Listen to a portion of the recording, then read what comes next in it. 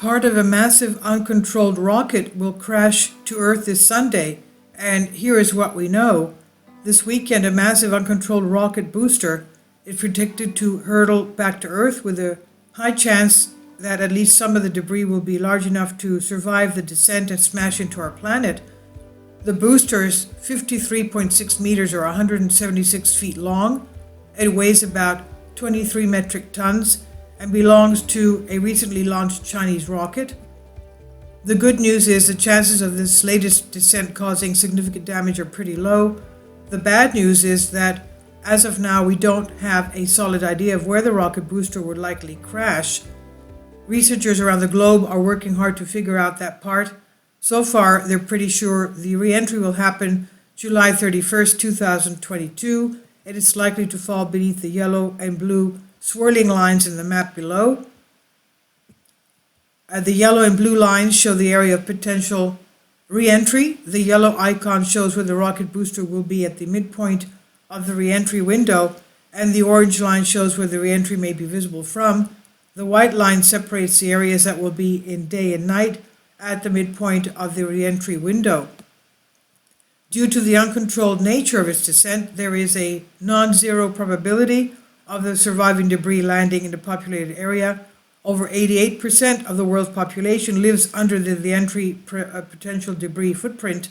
The Aerospace Corporation, a company that's tracking the booster's re-entry, said in a press release this week. A re-entry of this size will not burn up in the Earth's atmosphere, and the general rule of thumb is that 20 to 40% of the mass of a large object will reach the ground, though it depends on the design of the object. If this sounds like a familiar scenario, you're not wrong.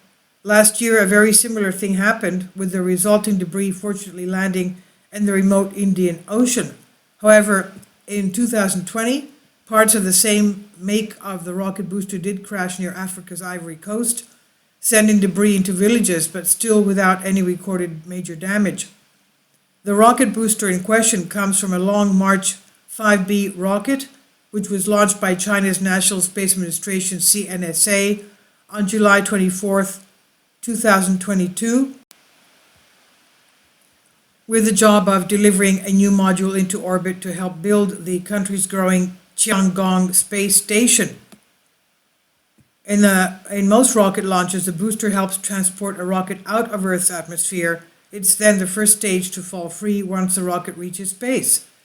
For reusable boosters like the ones famously made by SpaceX, once released, they are guided back to the surface intact, ready for another mission.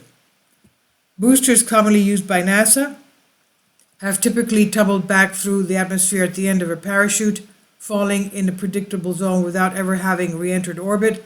These are then scooped up by ships and refurbished. Material that does reach orbit, such as this particular booster, becomes a little more challenging to track. Since China's Long March 5B is so massive, it's expected to weigh 4 to 9 metric tons, could make it back through the atmosphere when the core boosters re-enter.